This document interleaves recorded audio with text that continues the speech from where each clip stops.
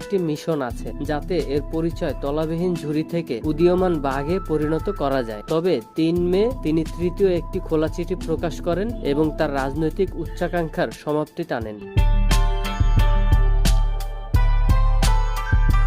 এরপর ২০১০ সালের ডিসেম্বরে নরওয়ে সরকার গ্রামীণ ব্যাংককে তহবিল অপব্যবহার বা আত্মসাতের সব অভিযোগ থেকে দ্রুত নির্দোষ ঘোষণা করা সত্ত্বেও ২০১১ সালের মার্চে বাংলাদেশ সরকার গ্রামীণ ব্যাংকের সকল কার্যক্রমের উপর ৩ মাসের একটি তদন্ত শুরু করে। এই তদন্তের কারণে মোহাম্মদ ইউনূস ওয়ার্ল্ড ইকোনমিক ফোরামে অংশগ্রহণ করতে পারেননি। এছাড়াও বিভিন্ন সময় বিভিন্নভাবে ডক্টর ইউনূসের বিরুদ্ধে মোট ১৭৪টি মামলা করা হয়, যার মধ্যে ১৭২টি ছিল দেওয়ানি মামলা। এই মামলাগুলোর মধ্যে মানহানি, অংশীদারদের সম্পর্কিত অভিযোগ, খাদ্য মামলা এবং ফোন মামলা উল্লেখযোগ্য। এছাড়াও ২০২৪ সালের ১ জানুয়ারি বাংলাদেশের একটি আদালত ইউনূস এবং গ্রামীণ টেলিকমের ৩ জন কর্মচারীকে